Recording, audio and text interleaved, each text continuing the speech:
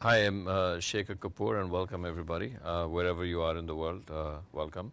We're in Mumbai and we are here to launch a set of DVDs with Sadhguru that I interviewed Sadhguru called Conversations with a Mystic. I'm a film director. You may well ask why a film director is sitting here.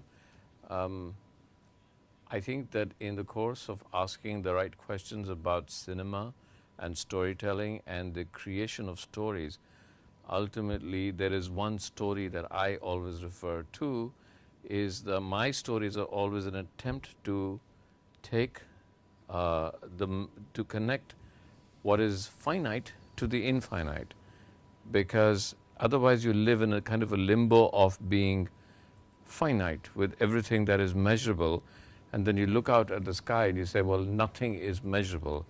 And since time, that's what man has done.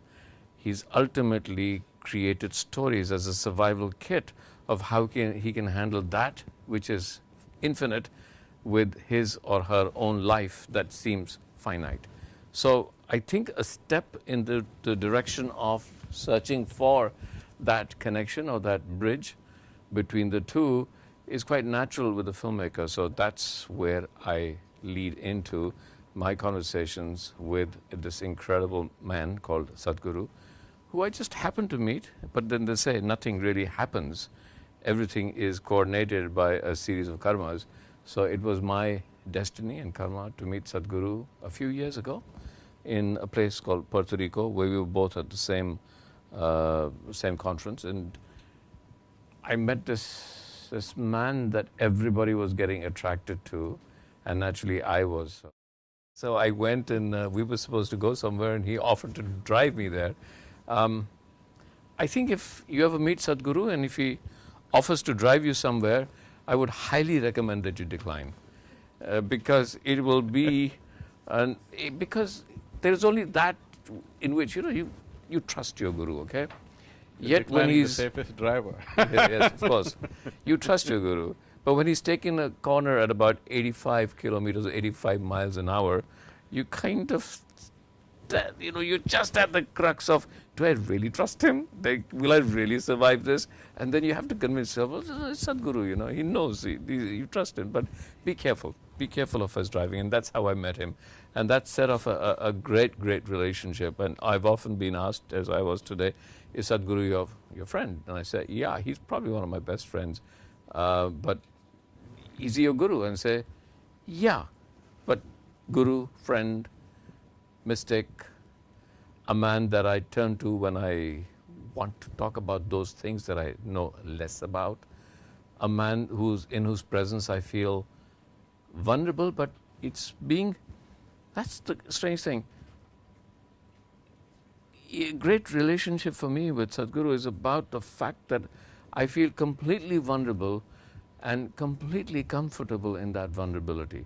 In fact, there's no other relationship I have where I can feel so comfortable with a great sense of being completely vulnerable. And I think that's probably because but we'll talk more about that, because some of those questions go that way about what does it mean to be completely vulnerable, and so vulnerable that is the greatest power in the world is vulnerability. We have 4 tapes here. The tapes are, let me say, is love a chemical hijack? I mean, is it your hormones that suddenly take you across and give you a great sense of love that we say, oh, it's love, but it's actually just hormones? And if it's hormones, yes, it probably is. What lies beyond hormones? Can love exist beyond hormones? Can relationships exist beyond hormones? And you would be probably surprised, because each tape goes in from talking about hormones and love and then starts to get into almost everything, because everything is interconnected, and it gets naturally into life and death and children. And there's a separate one on education, but that is also about love. Why would it not be? So we have, is love a chemical hijack? Guru, a roadmap. Where does a guru come into your life? What does a guru really lay out for you? Why a guru? How do you find your guru? Do you need to find a guru? Can your guru be sitting in the house next door without you realizing it? Is it your destiny to meet your guru? But also in a very practical way, when you search for a guru, why are you searching and what are you searching for? Because that's fundamental. A lot of us are not asking the right question. And that's one of the things that I learned from Sadhguru is, Shekhar, you're not asking the right question. Well, is this right? Shekhar, you're not asking the right question. Okay, no, Shekhar, you're not really, you're too scared to ask the right question. And then I say, yeah, I'm not being vulnerable enough. Anyway, we'll come to that. The third one is called a miracle of life, which must be a miracle. And I guess if life is a miracle, then death must be a miracle. How can one not be a miracle against the other? So there is a lot of discussion in that DVD. And education and child blossoming. Is education as we see it now an imposition, or is it an encouragement? Where does education lie? And if you go to Isha Foundation, you'll find an amazing and absolutely amazing attitude towards education, and the most amazing, curious, wonderful, joyful kids I've ever seen in my life. But enough of me and my views, because we are really here to talk to Sadhguru and his views. So please may I introduce to all of you all over the world, wherever you are. And I'm sorry, I apologize, and we both apologize for the fact that our connections are not two-way right now. Next time they will be. And I will turn this over to Sadhguru. And very happy to meet you, very happy to be here. A bit embarrassed because I have to ask you all these questions on behalf of other people, because these questions reverberate with me. How would you like to say a few words to the audience all over the world, and then we can start with the questions? Like you were saying, filmmaking is about exploring the relationship between the finite and the infinite. My work is to transport people from the finite to the infinite, to create the necessary tools, to build a necessary vehicle for them so that they can transport themselves from the finite to the infinite. The whole spiritual process is just that. Or in other words, what I'm saying is, whether it's filmmaking or cooking or anything mundane that one can do, in all those aspects, if you look deep enough, it's the same journey. It is just that in one or in certain type of activity, it may be more apparent. But if you look deep enough, whether you're gardening or cooking or kicking a ball or making a film, essentially it's the same thing, to move from finite to the infinite. The very journey of a human being is just that. Whoever you are right now, you want to be something more. If that happens, you want to be something more. It's an endless something more, which is a longing for the infinite, finding expression in installments. So, my work is just to help people to understand that going in installments is not going to get you to infinite. Though the direction is right, the vehicle that you're employing is too limited, it can't get you there. There are other ways to make it. Everybody has the aspiration, but they don't have the means. So my essential work and my life is to provide them the means for their fundamental aspiration of every human being. So I have to stop myself from just exploring, because every time you talk to me, Sadhguru, I have another question, and then you talk to me and I have another question, and I'm sure like… It's time to transport yourself. It's transport, because what you're saying is I at one time have to go beyond telling stories of duality and just transpose myself into a singularity. See, I'm sorry, I'm not going to do this because it's about your questions today, it's not just about my questions. But just one more question on this. That vehicle, this question of, when I write a story, it's always a conflict between two things, whether it's good or evil, man, woman, destiny, fighting your destiny. So I create a conflict to solve a conflict in telling a story. See, when you make a film or write a story for that matter, what you're doing is you're just taking a segment of life as you see it, maybe slightly dramatized, but you're taking a segment of life. In that segment of life, there is no solution, there is only conflict. Because everything, there's one way of looking at it is, Just about everything on this planet or anywhere in the existence is conflict. Right now, Earth is revolving around the sun. Sun is holding it in some ways, but Earth is trying to go away. It has centrifugal force going away. This is holding it, it's a conflict. So like this, if you look at it, a plant is trying to grow. If you look at it, there's a tremendous conflict in the earth. So, a worm is eaten by an insect is eaten by a bird is eaten by an animal is eaten by something else. This is going on. It is all a conflict if you look at it one way. Or another way of looking at it is just harmonious, everything is eating itself. The most beautiful story that comes out of the yogic lore is, one of the most beautiful stories that comes out of the yogic lore is, if you enter any temple, at the entrance, you would see a kind of a demon's face with two hands sticking out of his mouth.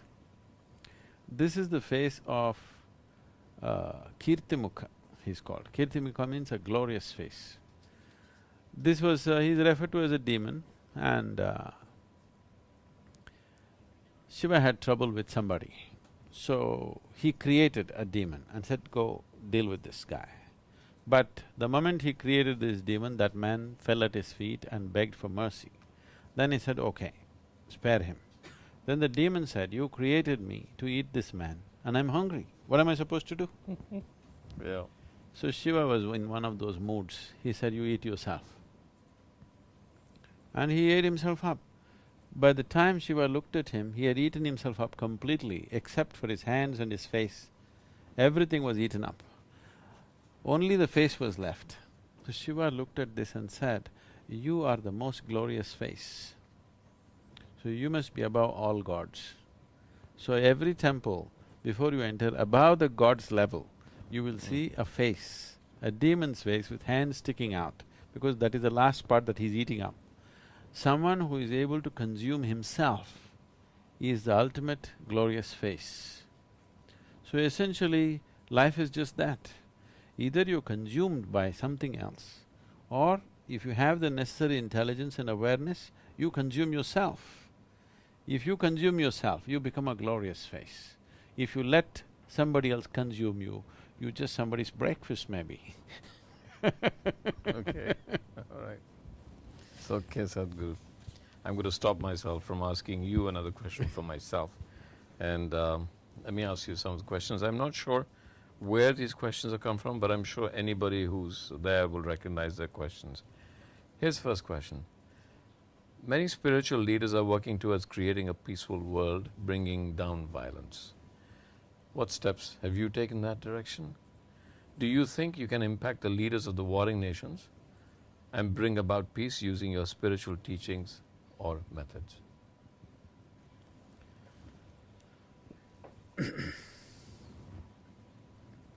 See, there are conflicts which have been hanging upon the planet for decades for the same reasons.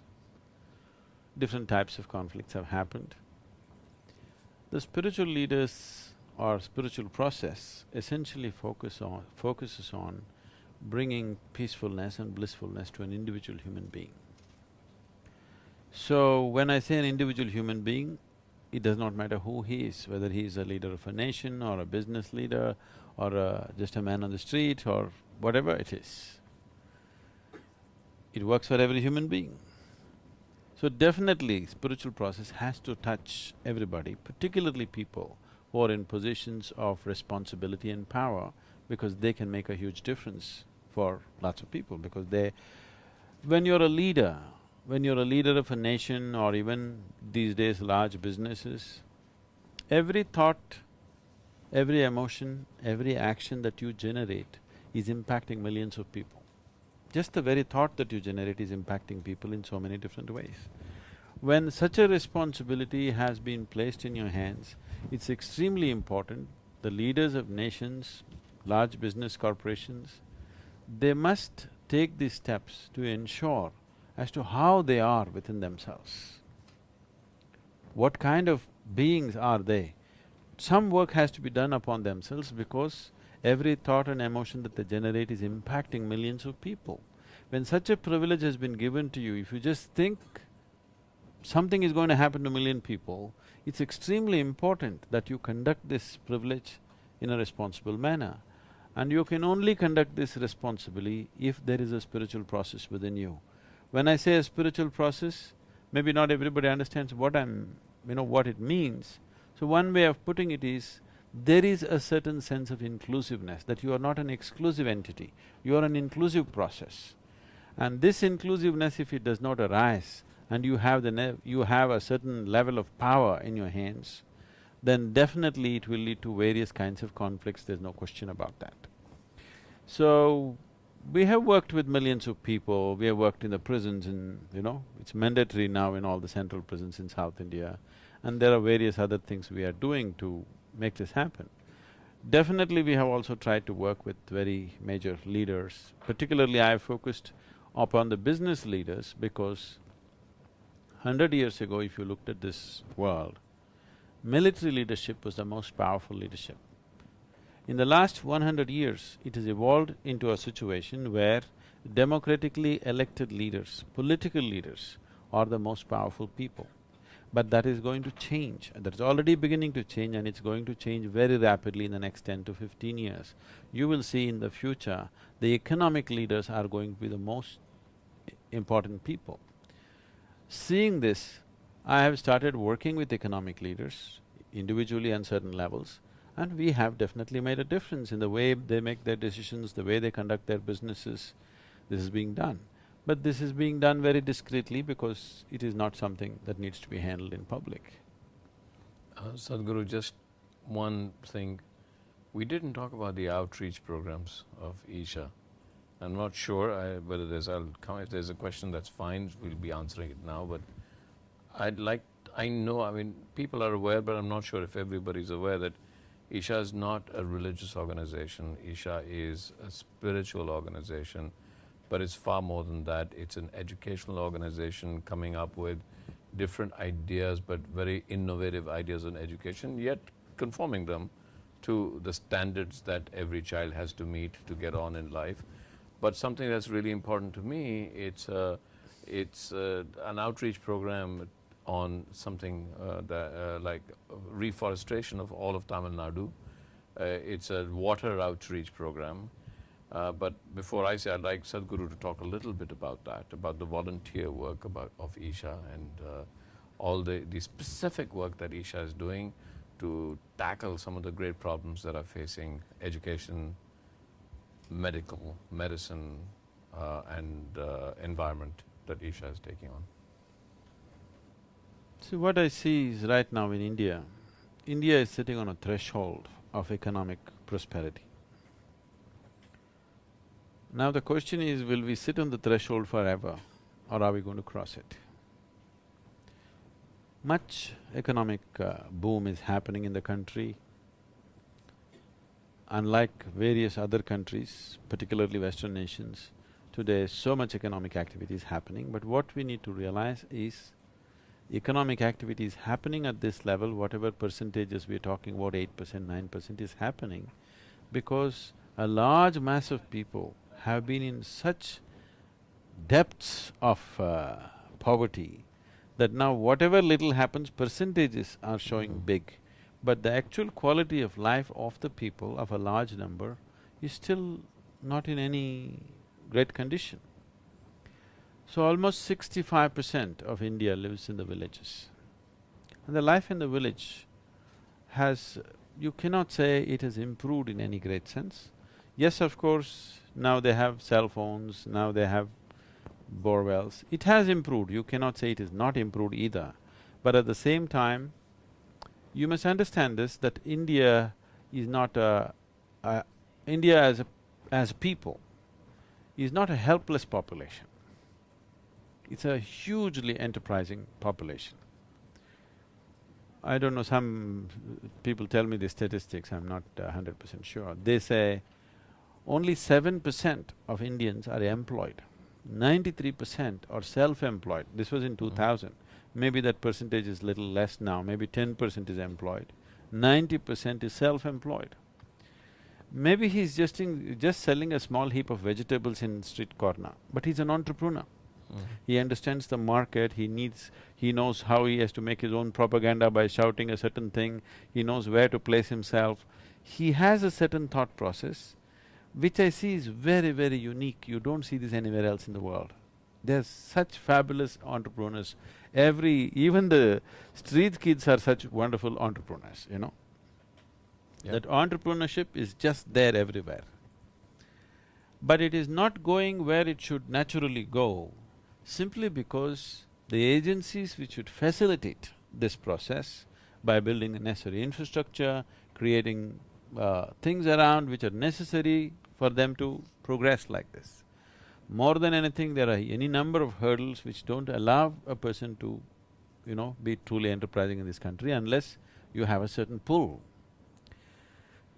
So, one aspect of what we are trying to do is, one thing is nourishment and health is a serious, serious problem.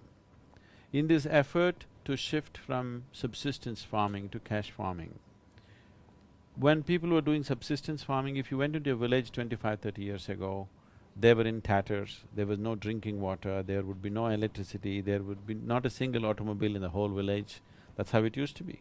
Today if you go, there's electricity, there's drinking water, everybody has cell phones, there are internet kiosks, internet connectivity has come to remote villages. All these things are there. But one thing that's happened is at that time, the individual human being, a rural person means he was a sturdy person.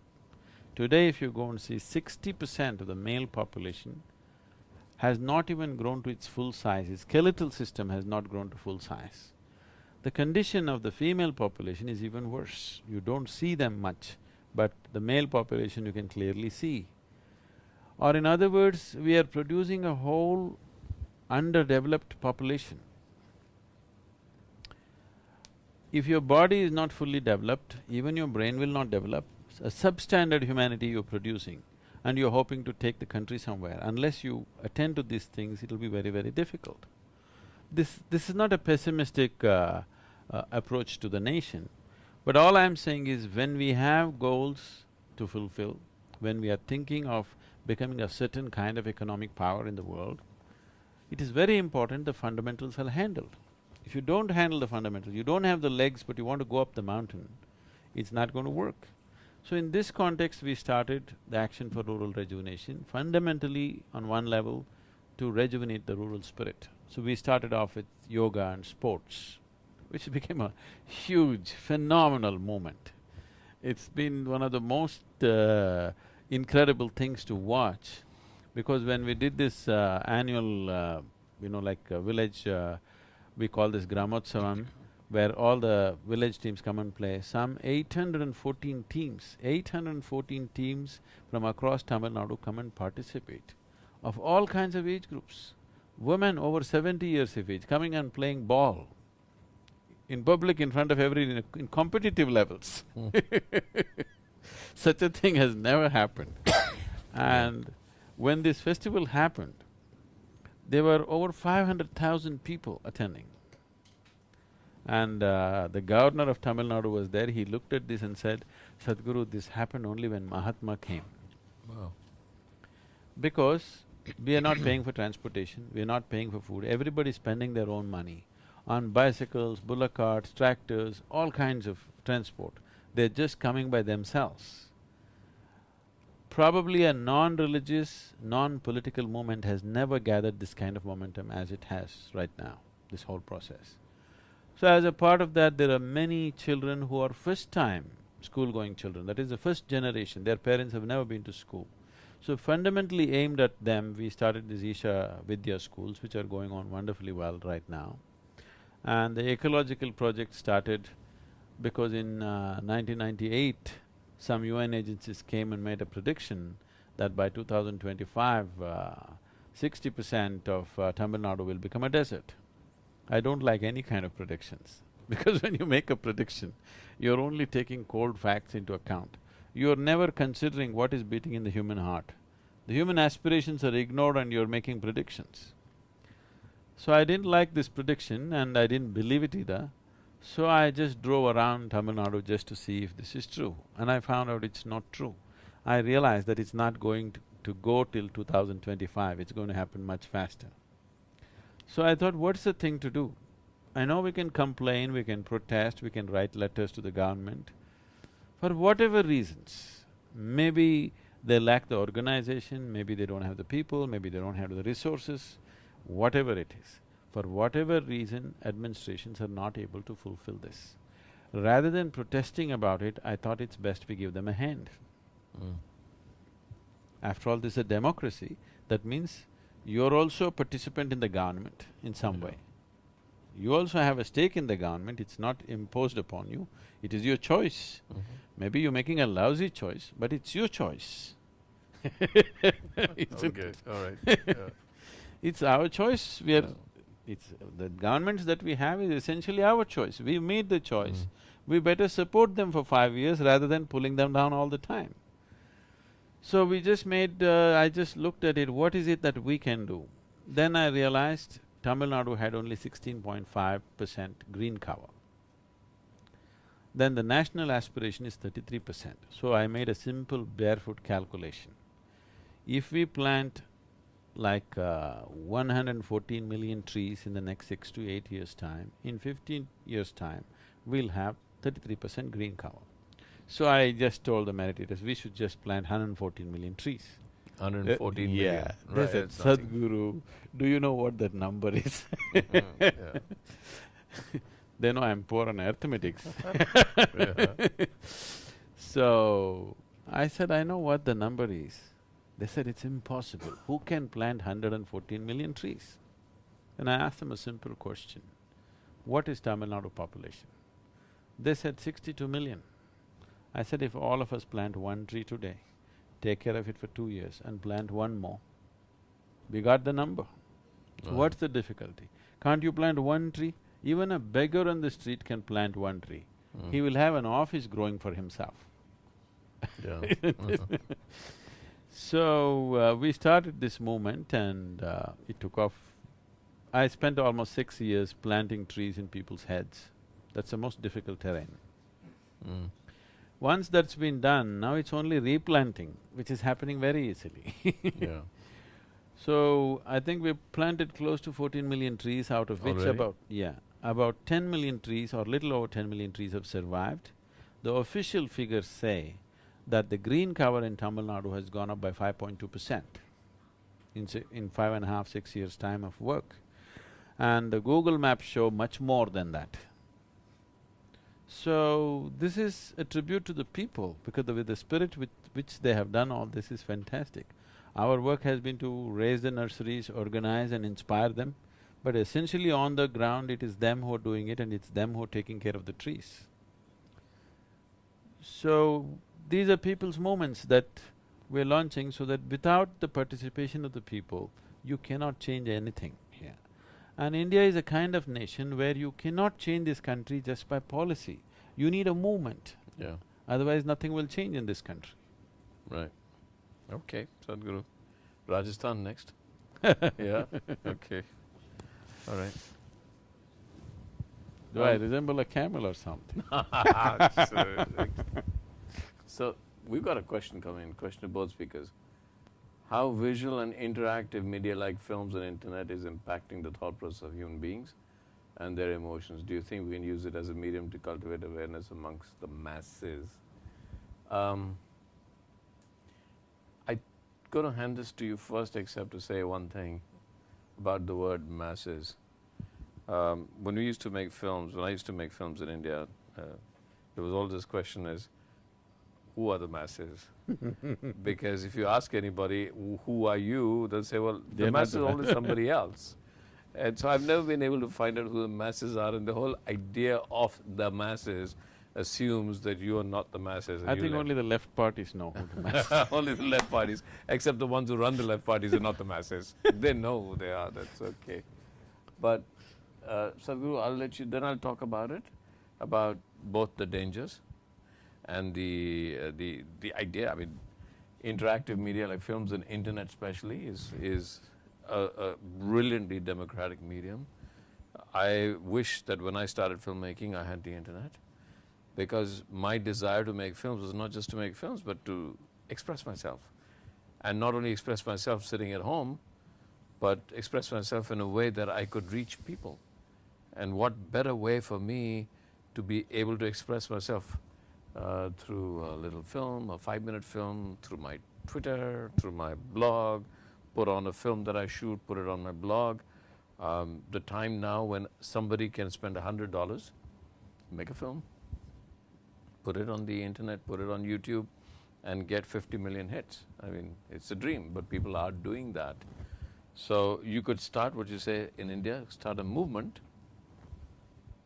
Sometimes I wonder how wonderful it would have been if Mahatma Gandhi had mobile phones to talk on, or the internet, yeah. And then I wonder, I said, yeah, but on the other hand, what if Hitler had the internet? You know, it's a double-edged sword, but I'll let you take that question.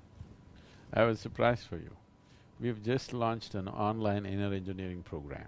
Okay. A 7-day, 10-hour session, which is having such a tremendous impact on people. We're yet to market it in a big way. The very intention of this is, as they're asking the question, see, for the very first time in the history of this planet, you can speak to the whole world if you have something valuable to say. And that's not a simple thing. That's not a simple thing. As you said, Mahatma Gandhi, I want you to look back further, like a Gautam Buddha or a Krishna, when they wanted to communicate something, they traveled from village to village by foot, trying to transmit this. And today you can sit here and talk to the whole world. If what you're talking makes sense to people, you are able to talk to the whole world just sitting in this place, and that's not a simple thing. That's a tremendous thing.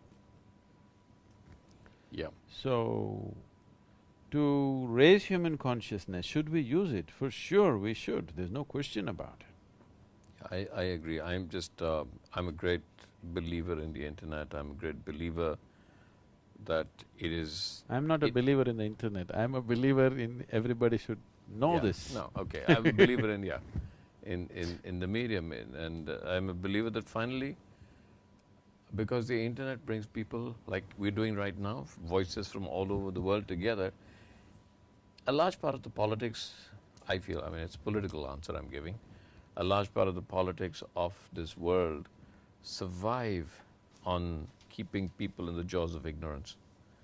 And the access to the internet also takes people away, gives them a chance to come out and give them information, in knowledge, their ability to communicate with the rest of the world and open their minds and discuss with the rest of the world and open themselves out to a world wisdom, if you like. The fear, of course, is it could be world wisdom of Hitler, and you don't know, but at least it allows people to come out of ignorance. So, and then even filmmakers who make… No, when you say this Hitler double-edged thing, you must see that it was not only him he would have done propaganda on the internet, even the Jewish community also would have done it. That's true. That's completely right. They could have spoken to the whole world what was happening to them. Absolutely right.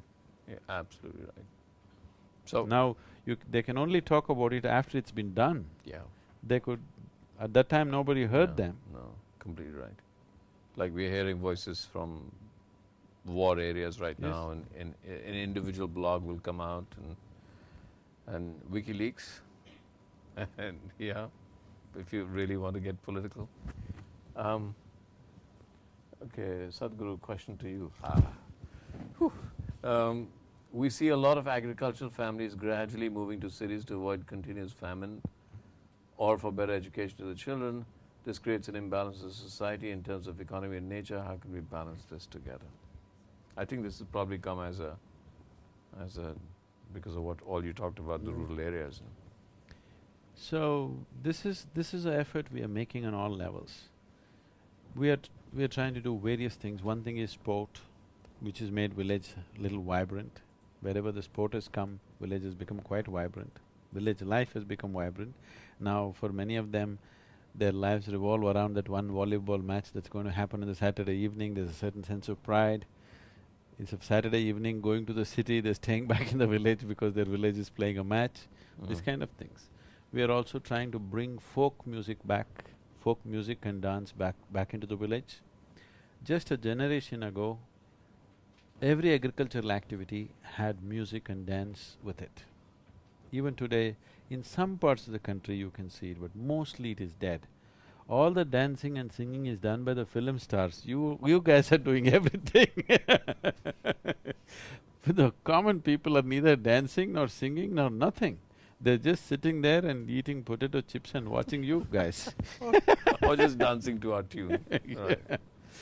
So, because working in the field, agriculture, as an activity, if you are doing it only for economic purpose, it's a heartbreaking activity.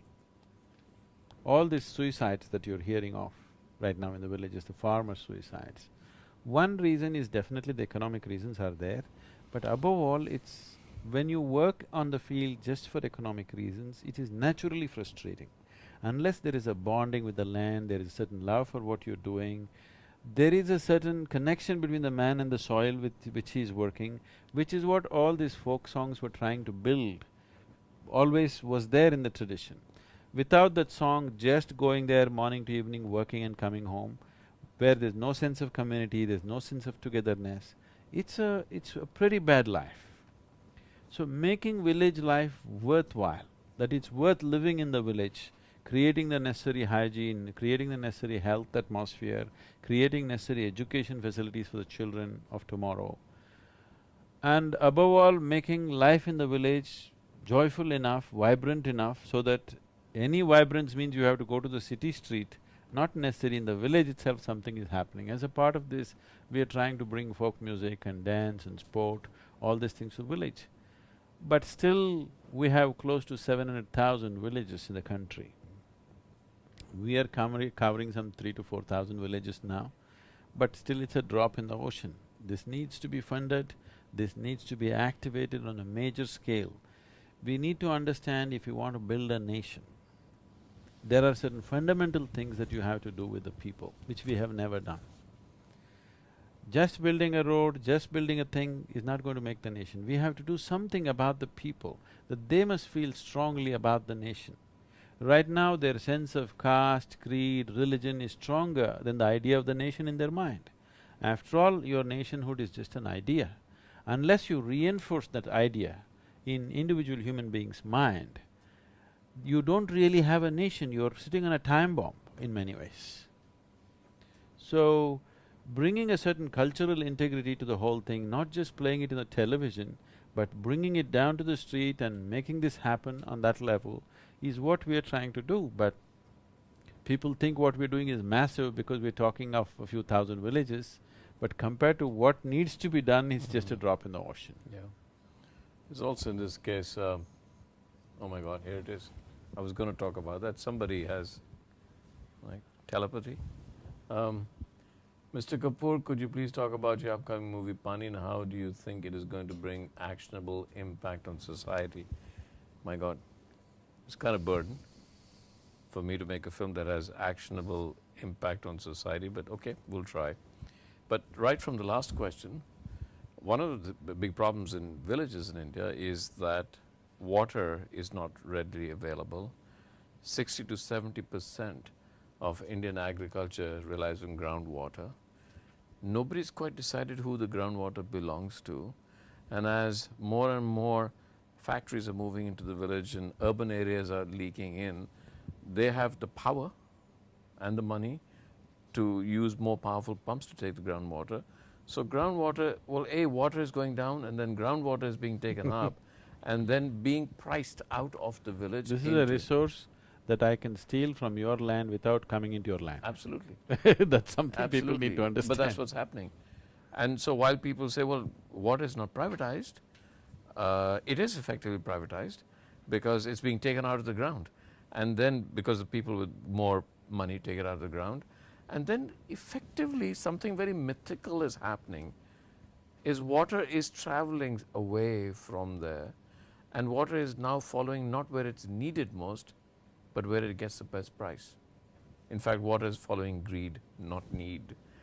And as it going into the urban areas where it gets the best price, everybody in the village, as the village dries up, people move into the urban areas, creating huge problems of urban infrastructure. So the reason I'm saying is that's exactly what my film Pani is about.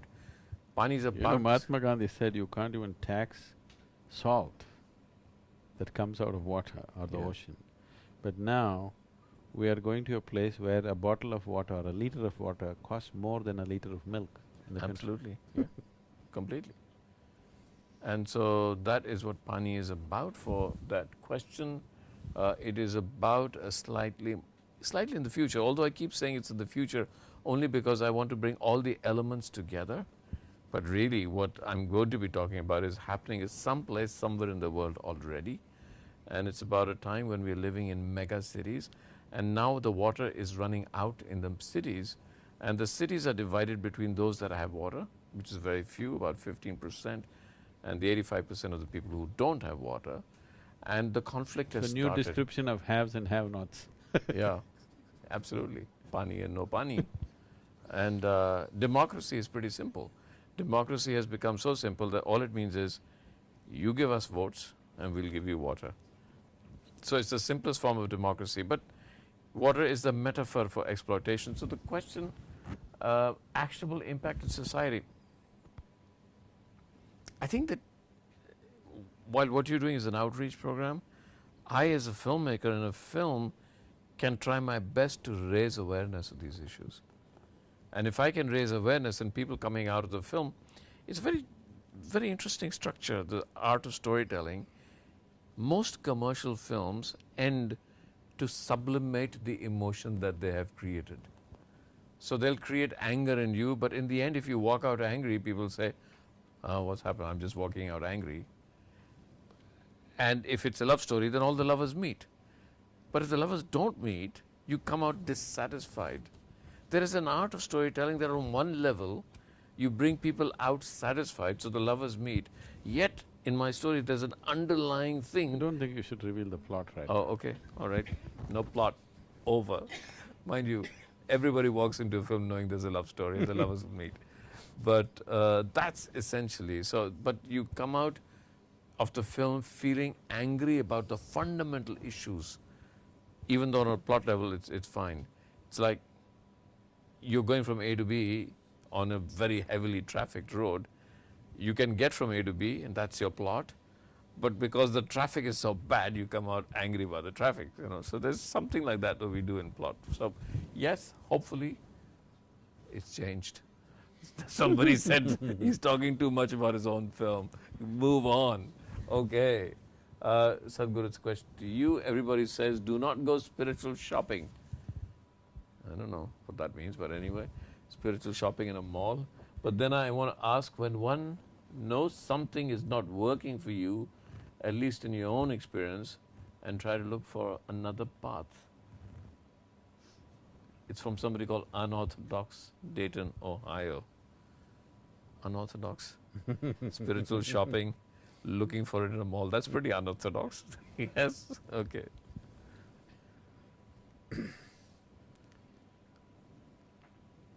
See, if the seeker has to decide whether this works for me or not, he will make this decision from the wrong parameters. When it becomes difficult for him, he will quit. When he thinks he is stagnant, he will quit. If you have to use an analogy, it's like you're digging a well. No, we're pani, you're digging a well for what? You can't talk about my film. Okay, somebody said I was no. the one who stopped you from revealing the plot. So. Okay, all right, okay. So if you're digging a well, I have personally been in this, I don't know if I've spoken to you. I actually personally got about 6 to 8 labor together and I dug a well myself. With my own hands, I worked 8 to 10 hours and dug a well. I learned to use the dynamite and I made a well. Okay. And I hit water. Really? Yeah. Yeah. So this was an incredible experience for me because as it went in, as you sink in, after some time, you just have a piece of sky and just this 6 guys with me, 3 of us are handling crowbars, other 3 guys are filling up the earth and somebody pulls it up every time. As you go up, the whole bonding of being there in that little hole continuously And when you look up, only that piece of sky, and you're all the guys that are there. I just worked with them for almost 4 months digging this well. See my hands. So, when you're digging a well, every day this thought will come to you, am I hitting the wrong place? It was such a continuous process for me. We've gone 30 feet, 35 feet, we've gone and no trace of water. Oh. You're like every day, every moment you're thinking, because your effort is involved, your money is involved, and above all, in the village you'll become a fool, okay? You've picked up a challenging spot to hit the well, and every time you hit your crowbar or your pickaxe, you're thinking, is this really the place? Maybe somebody else comes and say, some other wise guy will come and say, you are not going to hit anything here. You come there, you do that part, I can feel it. I can feel the water gurgling there, you come and hit there. But that's on the surface, now I have to again dig. So just that thought continuously torments you when you're digging, till you hit the water.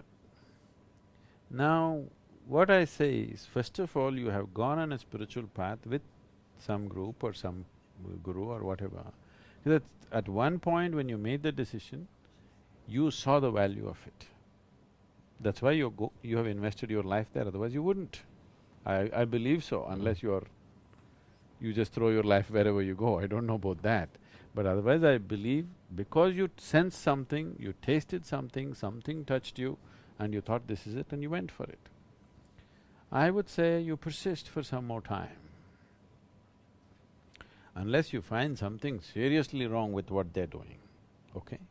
Unless you find it's something totally a hoax that you got fooled into it, yes, you have to change your decision. Otherwise, if you don't find any change in them, they are stable, they are good and they are doing their work properly, I would suggest wherever you are, you continue to dig. If you keep changing your mind every other day, you'll have lot of holes in your land, but no well. Pani will not happen. Yeah. So, it's best to persist unless you have discovered something seriously wrong with them. Yeah. I do have friends in California who do spiritual shopping. Every time I go back to California and they found a new society, a new guru, a new thing, it's like you found a new girlfriend or a new boyfriend or you've changed your house. And I just… and yet I know that they're looking for some kind of spiritual search. So what what is it inside them that is provoking this constant desire to find something new? What is that restlessness that provokes that? See, one thing is wrong ideas about spiritual process. Yeah. Not understanding that when you're looking for something so profound, you need to invest a certain amount of your time, energies and life to find results. Fanciful commercial books on spirituality, they read that and some instant gratification should happen. If that's not happening, they want to quit. Or it is just they don't have a mind of their own, they're just guided by whatever is the fashion in the local area. There are all various reasons, but essentially, lack of profoundness, you're becoming flaky in everything. Yeah, I know. I was really cursed for this statement that I made once with somebody very important said, how do I find peace? Very quickly I said, take a sleeping pill. So I did. There is no way because the journey… Even that takes an hour and a half. What? Even that takes an hour and a half, right. I was just because in my experience, the journey to spirituality actually goes through the path of your own demons.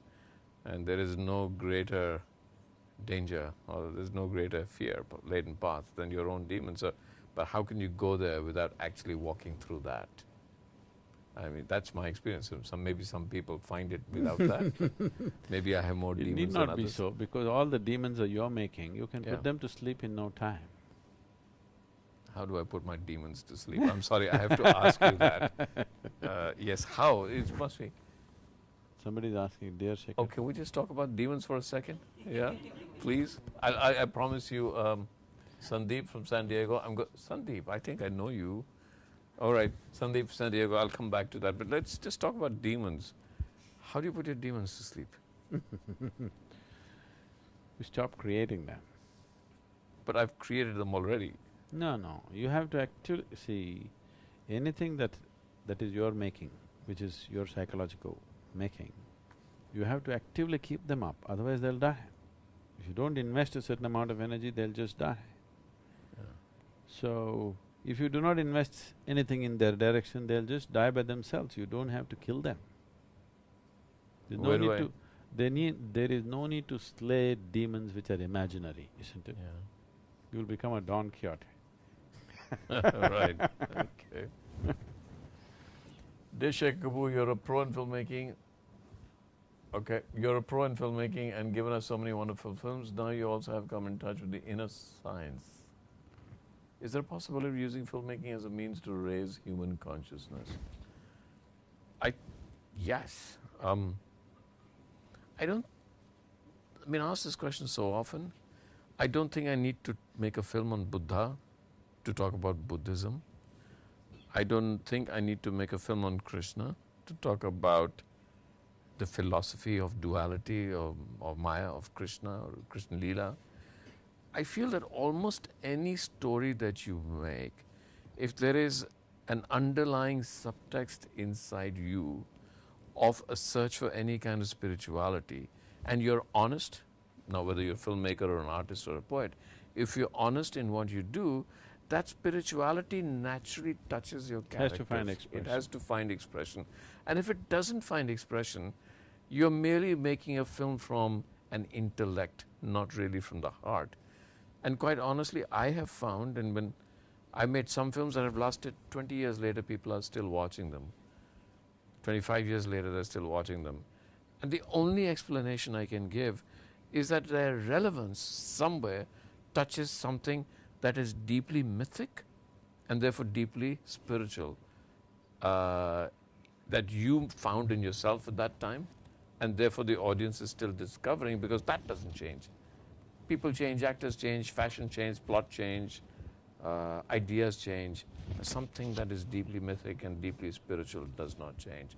So yeah, I mean, I think films should be spiritual. There must be, there should be.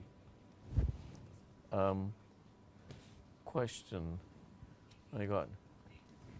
In the Western world, the talk is of love and truth. That the ultimate truth is love, and that we don't have love, but rather we are love.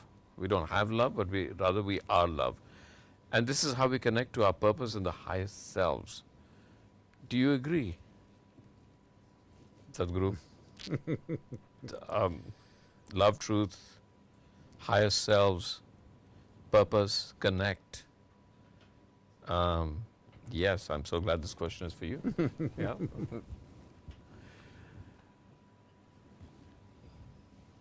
See, if a society is hungry, in that society, food will be the ultimate quantum, to the ultimate value. If you're ill, health will be the ultimate value for you. If you are in poverty, wealth will be the ultimate value for you. If you're deprived of love, love will be the ultimate value for you. If you're deprived of happiness, happiness will be the ultimate value for you. Whatever you're deprived of, at that moment you think this is the highest thing. But even if that happens, people will realize after it happens that it is not so. So right now in the Western world, having been through this industrial revolution, for the first time, women moving out of the house, and that generation which could not… Today, women are moving out of the house, but they're able to make the necessary arrangements, and man has probably adjusted to fill in certain gaps that she left, and maybe things are getting a little better. But that generation, when suddenly the changes happened, a whole generation of children went without much expression of love towards them. Because it's a flux that people were still trying to come to terms with how to handle this. Always it was assured the woman of the house will be there and she'll love the children and this is it. But once that changed, before we could adjust to that, one generation or two generations of people suffered from lack of attention and lack of love and this kind of things. Today various things are happening, as there is maternity leave, there's paternity leave, the man will stay back and take care of the child, and the attitudes have changed, various things in the world have changed, and access to various things have changed, various facilities have come up in the social structure to cater to these things.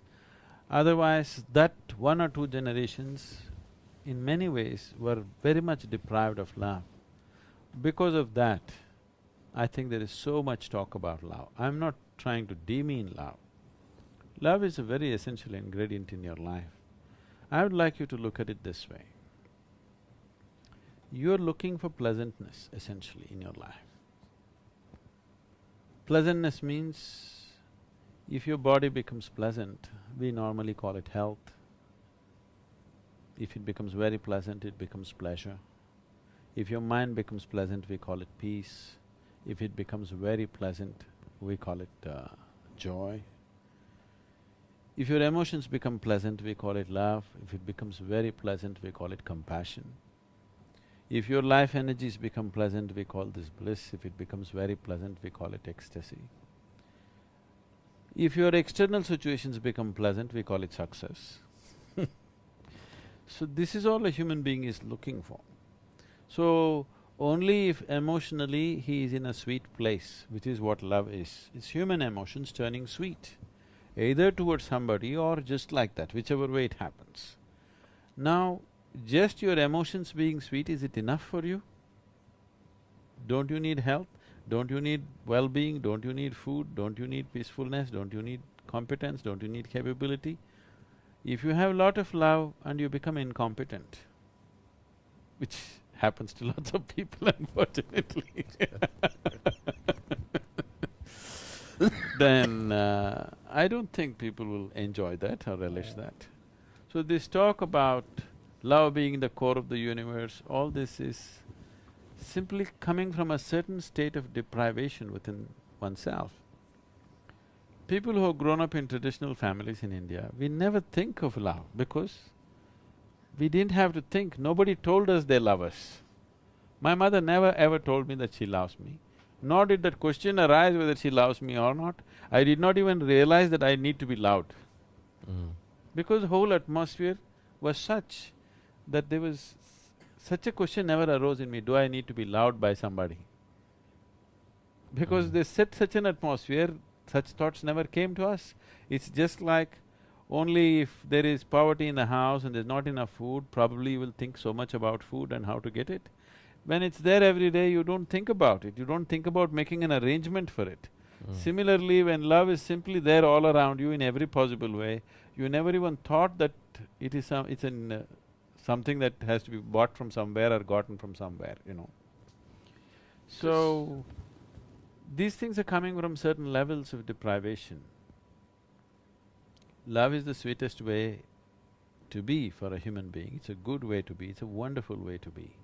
But at the same time, it's not necessary to exaggerate this beyond just a limitation. Now you're talking about… the questioner is talking about love and truth. I don't know what kind of truth you're talking about. If you're talking about the ultimate nature of the truth, it is universality, it is absolute inclusiveness. Love means, to love you need to… you're trying to include with love. Moments of inclusion will happen and then you fall apart. No lovers anywhere have found continuous state of inclusiveness. Moments of inclusiveness and then falling apart, moments of inclusiveness, then falling apart, this is how people experience it. So ultimate truth is an absolute state of inclusiveness which cannot be termed as love. Love is an effort in that direction. So is joy, so is peacefulness. When you're peaceful, you're actually one with everything. When you're joyful, you're actually… when you sit and laugh with each other, aren't you in some way bonded as one? That's why there are drinking buddies going on too well. Okay. Question from me before I go, that's to me. Satyam Shivam Sundaram, what does that really mean? The movie's already made, you can't… Come on. Yeah. It's already a done thing, I know, Shekhar. I know. Another Kapur. Yeah, But okay. Okay, all right, okay. I'll come back to that one. Yeah. Oh, I just wonder, many Isha practitioners around the world have benefited from the practice and being with Sadhguru. Would you care to share your experience and the impact it has had on you and your work? What message would you convey to budding young directors around the world? I'm not Sadhguru's best disciple. No, I'm his best disciple. I'm not his most disciplined disciple. All I would say is that if I follow the practices a little more disciplined, come on, why are you putting me in this? Because I have to say it in front of him and I cannot say a lie. I have to tell the truth. And here I am getting caught in this whirlwind. So I'll take the last part. What message would you like to convey to the other directors? Well, fantastic. You have to do this. I mean, there's no doubt that the practices that are there, I've seen my friends benefit from it. I've seen, okay, so here's what I'll say. I've seen a sense of giving and a sense of service where what the people that have done the practice, I find that in their work, they give to the work more passionately and more completely and with less stress and prejudice and less conflict than anybody else. And I've always wondered at that. That's one of the most amazing experiences I have when I go to Isha, is the people who've done the practice or are doing the practice, their attitudes to what they do. It doesn't matter. They don't have to do anything as big as filmmaking. And I sometimes wonder, if I bring that to my filmmaking, that sense of absolute giving, passion, compassion, humility to my filmmaking, I'll probably make a lot more films. I would get into less conflict. I would be less afraid of the failure of a film. Now I'm talking to all those young directors out there, and make many, many more films. Yeah, I'm a little embarrassed here because I'm not the most disciplined disciple of Isha, so sorry. But next question. Just, yeah, okay. Intensity, there's a question for you, Sadhguru. Thank you very much. Thank God for that. On intensity. Spirituality is to be pursued with intensity. I'm very intense in many things, but I'm not always sure if the thing I'm pursuing indeed leads to further my spirituality or my ego. Oh, yeah, leads to further my spirituality or my ego. How do I alert myself in the path I'm pursuing intensely is wrong? How do I do it? No, I don't know where he got this, but you should not pursue anything intensely. Nothing? No, there is no need to pursue anything intensely. When you say I'm pursuing something intensely, probably what you're trying to say is I'm pursuing something madly. You should be intense. You must see how to raise the intensity of your being, your mind, your way of existence. If you make this very intense, anything that you do will be naturally intense. But if you try to do something intense, one thing is you may end up doing it senselessly. Another thing is you will exhaust yourself and expend yourself too quickly. If you try to do anything intensely, you will expend yourself too quickly. There is no need to do anything intensely, but you must make this one absolutely intense to the life process. If that is so, every action that you do, there will be ease and intensity at the same time. Without ease, if intensity comes, you'll burn yourself out. That's fascinating. I'm putting that right now to my filmmaking and I'm trying to evaluate how that works. I agree with you, you have to be very intense. You as a person should become very intense. Yeah. You don't have to pursue something intensely. Yeah, that makes a lot of sense. So does everything you say, but… Question for Shekhar. If there is a documentary on Sadhguru, will you direct it? Who's?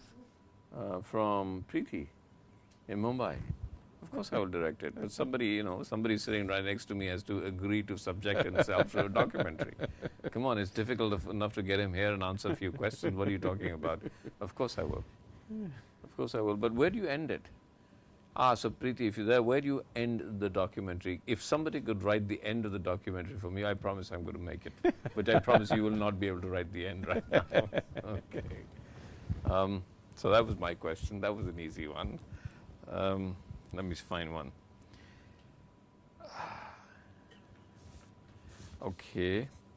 Um, there are so many gurus, so many methods, so many followers, but so few realized beings. Is the path very tough, or our pursuit weak? It's from Usha Sonam. So many gurus, so many methods, so many followers, but so few realized beings. Is the path very tough, or just our pursuit that's weak?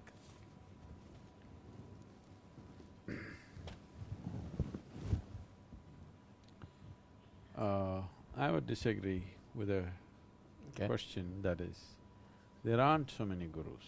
There are scholars, there are teachers, there are charlatans, there are godmen, but there are not too many gurus, there are very few. And are there very few realized beings? Not true. There are many, many realized beings. It is just that they don't carry a banner around themselves that they are realized. They are not that gross, and they may not fit into your idea of what a realized being is. They may not fit into your ideas of what realized being is, because your ideas have nothing to do with realization.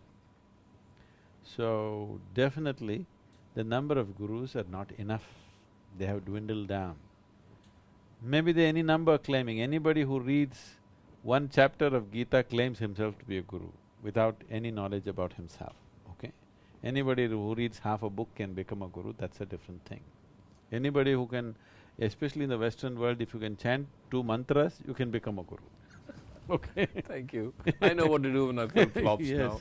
now. You just have to stop cutting your beard and learn a couple of mantras. Thank you, Sadhguru. I'll carry your books. All right. So, at the same time, there are any number of realized beings. There are any number with us, different levels of realization. It is just that they will not carry a banner on their head that they're realized. They're in fantastic states of experience and perception, but there is no need to carry a banner. And as I said, they may not fit into your ideas, because that is realization. Every time a guru comes, he naturally faces persecution at some point or the other, simply because he doesn't fit into your ideas of what a realized being should be. Because your ideas have been formed by the one who had come yesterday. The yesterday one also, you persecuted him because he did not match with the day before yesterday guru. So the today one also you are having the same problems. So now once this has become accepted, you're looking for other realized beings. You think they will be just like me. People who are around me, in case they're realized, you believe they'll be just like me? Not at all. That is not the quality. Realization is not about making carbon copies. Realization is like a garden full of flowers. There is a rose flower, there is a lotus, there is a jasmine, there is one tiny tumbe, which is the dearest to Shiva, you know, tiny little flower. So you think, you see a lotus flower and you accept that as realized. See, you have no way to judge. For example, let me put myself into the example. You do not know whether I am realized or not. There is no way for you to know. So you should not even believe that I am realized or not realized. You just have to see whether being with me is useful for your growth or not. If it is, hang around, what does it matter whether I am realized or not? Because you will not know, how will you judge? How will you judge of a dimension that you do not even know, you have not even tasted? So there is no need to make up your mind whether I am realized or not, whether I am useful to you or not, that's all. Okay. People often ask me, and because I'm a filmmaker and like science fiction, and you always read about the idea of looking for life outside Earth. So I keep saying, we're not looking for life, we're looking for clones. We look around ourselves and we find life all around us. Then you ask them, describe it, they say, well, Don't we another already have enough clowns? Do we want to clone them? Yeah, correct, right. You want to clone them Yeah. also? Yeah, we're just looking for ourselves, we're not looking for intelligence. Okay, before we end… Oh, that was short. Okay. Before we end, any last comments from Sadhguru and Shekhar? My last comments are about… You I make just the made them. comments. No, I just made them. I made my comments about… us being the arrogance of our individuality. So let me ask a last question. Let me ask the other last question to you, and that's the last comment is, what is individuality?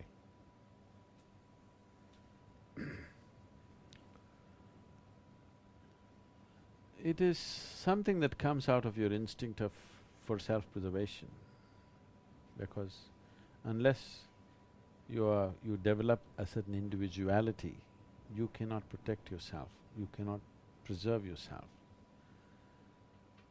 So this individuality gets built up initially for physical survival. After some time, due to misunderstanding of life or due to a very strong identification with the individual body. See, the bodies are individual. This is one body, that is another body. Whatever you do, this is a separate body, that's a separate body. This is one organism, that's another organism. Though it is functioning in tandem with the larger organism of the planet and the solar system and the cosmos, which nobody can deny. Today modern science can prove it to you how every cell and every atom in your body is transacting with everything else for it to exist right now, the way it is.